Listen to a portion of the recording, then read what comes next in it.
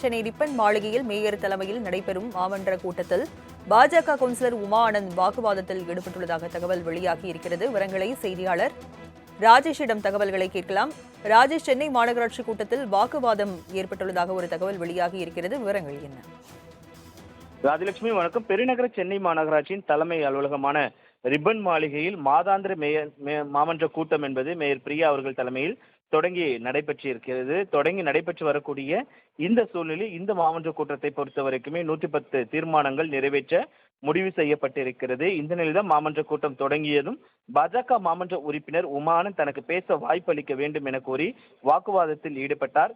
சென்னை மாநகராட்சி அம்பத்தூர் மண்டலத்தில் 400 தூய்மை பணியாளர்கள் பெயரை முறைகேடாக பயன்படுத்தி மாதம் 1 கோடி ரூபாய் வரை முறைகேடு மேற்கொண்டது குறித்து உரிய விசாரணை மேற்கொள்வது குறித்து பாஜக மாமன்ற உறுப்பினர் உமா ஆனந்த் வாக்குவாதத்தில் ஈடுபட்டார். ஏற்கனவே இந்த விவகாரம் குறித்து மத்திய மண்டல துணை ஆணையர் தலைமையில் குழு அமைக்கப்பட்டு அவர்கள் இது குறித்து விசாரணை மேற்கொண்டு அறிக்கை தாக்கல் செய்ய உத்தரவு பிறப்பிக்கப்பட்டிருக்கக்கூடிய சூழ்நிலை இது குறித்து தற்பொழுது பேச வாய்ப்பு அளிக்க முடியாது என மேயர் தெரிவித்ததை அடுத்து அவர் வாக்குவாதத்தில் ஈடுபட்டார். ஆனால் தற்போது வரை இதில் உரிய நடவடிக்கை எடுக்கவில்லை என்று அவர் வாக்குவாதத்தில் ஈடுபட்ட நிலையில் தற்பொழுது அவர் வெளியேறியிருக்கிறார். ஏற்கனவே இந்த விவகாரம் குறித்து பலமுறை கூறியும் மாமன்ற உறுப்பினர் கேட்காமல் இந்த மாதிரியான நடவடிக்கைகளில் ஈடுபடுவது கண்டிக்கத்தக்கது என்று மேயர் அவர்கள் எச்சரிக்கை விடுத்திருக்கிறார். ராஜலட்சுமி, விவரங்களை வழங்கியதற்கு நன்றி ராஜேஷ்.